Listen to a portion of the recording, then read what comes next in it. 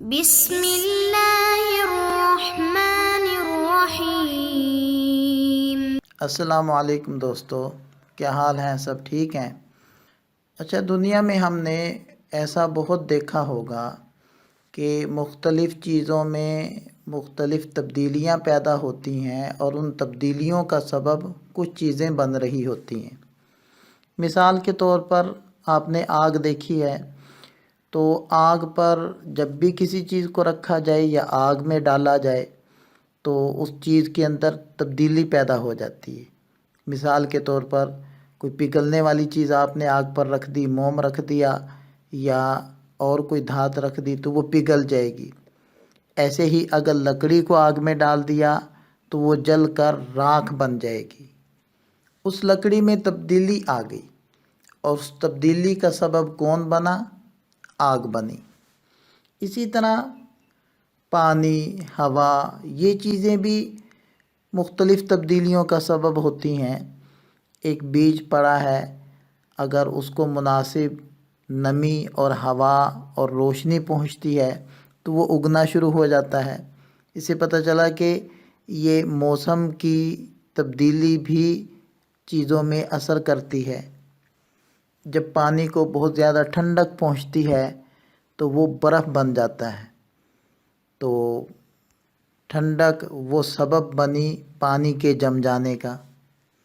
ایسے ہی ہمارا گفتگو کرنا یہ بھی ایک مؤثر چیز ہوتی ہے کہ اگر ہم دوسرے سے ایسی بات کریں جس سے اس کو راحت پہنچے، خوشی پہنچے، تو وہ خوش ہو جاتا ہے، اور اگر ہم کوئی غم زدہ بات کریں تو دوسرا غمگین ہو جاتا ہے۔ پتہ چلا کہ ہمارے کلام میں بھی تاثیر ہوتی ہے اور جو دوسرے کو بدلنے کی طاقت رکھتی ہے۔ تو بہرحال اگر آپ غور کرتے چلے جائیں تو آپ کو محسوس ہوگا کہ کائنات میں بہت ساری چیزیں دوسرے کے اندر مؤثر ہوتی ہیں، اثر ڈالتی ہیں، تبدیلی پیدا کرتی ہیں۔ ہم چونکہ علم النحو پڑھ رہے ہیں اور نحو والے بات کرتے ہیں الفاظ کی، تو ہم بات کریں گے الفاظ میں تبدیلی کی۔ اور آپ حضرات کو یاد ہوگا کہ اس میں متمکن کی 16 اقسام جو ہم نے پڑھی تھیں، ان کے اندر یہی پڑھا تھا کہ کون کون سے اسماء ہیں، یعنی ان اسماء کی کتنی قسمیں بنتی ہیں، پھر ہر قسم میں تبدیلی کس نوعیت کی ہوگی، کس شکل میں تبدیلی پیدا ہوگی۔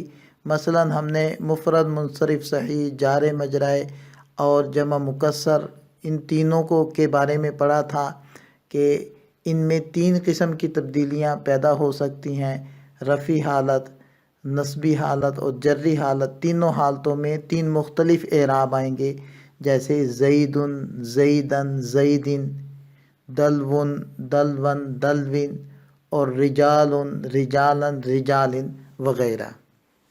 جیسے مختلف اشیاء میں تبدیلی کا کوئی سبب ہوتا ہے، کوئی وجہ ہوتی ہے، اسی طرح اسماء کے اندر تبدیلی کا بھی کوئی مؤثر تو ہوگا جس کی وجہ سے وہ تبدیلی پیدا ہو رہی ہوگی، ورنہ ہمیں کیسے پتہ چلے گا کہ کب تبدیلی ہم پیدا کریں اور کب تبدیلی پیدا نہ کریں، اور کس موقع پر کون سی تبدیلی پیدا کریں۔ تو جی ہاں، بالکل، الفاظ کے اندر تبدیلی پیدا کرنے کا بھی کوئی سبب ہوتا ہے اور کوئی مؤثر ہوتا ہے۔ اس مؤثر کو عامل کہتے ہیں، اور الفاظ میں چونکہ یہ تبدیلی پیدا ہو رہی ہوتی ہے، ان الفاظ کا نام رکھ دیتے ہیں معمول۔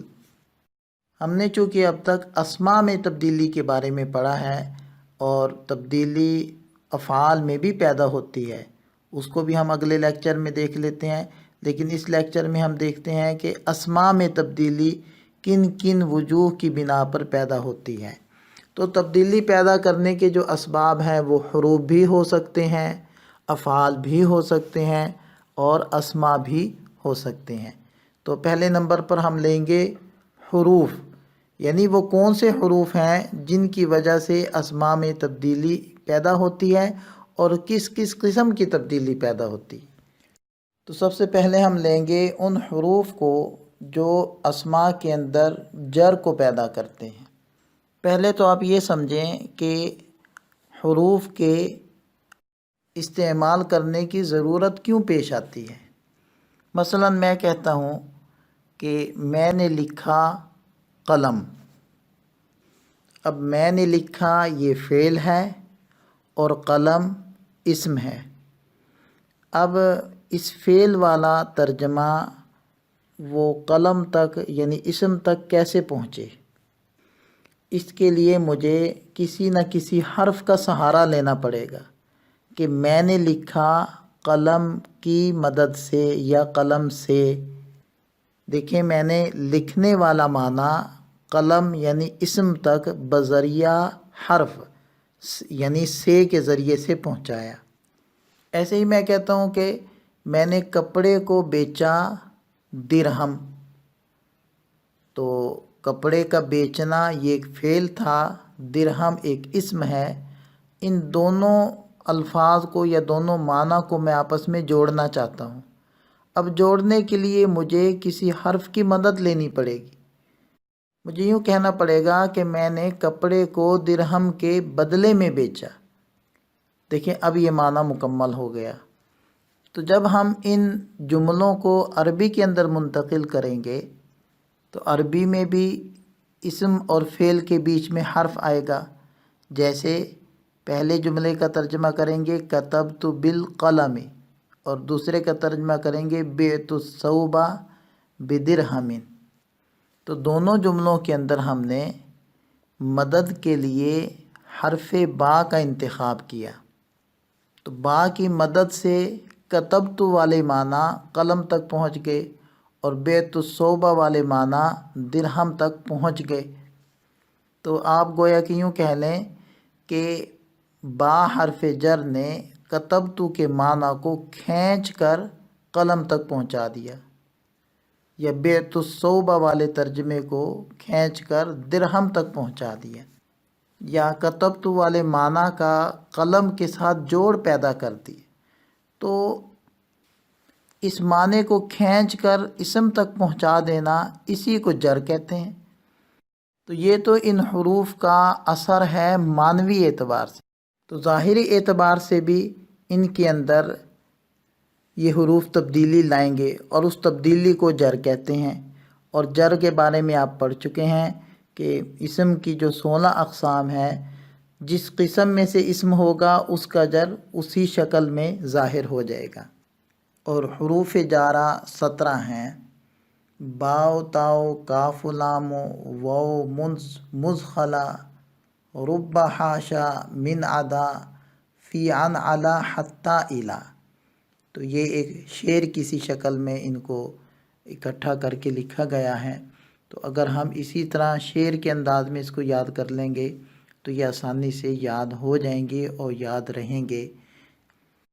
اگلے لیکچر میں ہم ان تمام حروف کے ذریعے سے امثلہ بنائیں گے اور پھر ان کی تعریف کو اس کے اوپر جاری کریں گے اور ان امثلہ کی ترکیب کریں گے. اللہ تعالی ہم سب کا حامی و ناصر ہو. دعا میں یاد رکھیے گا. السلام علیکم.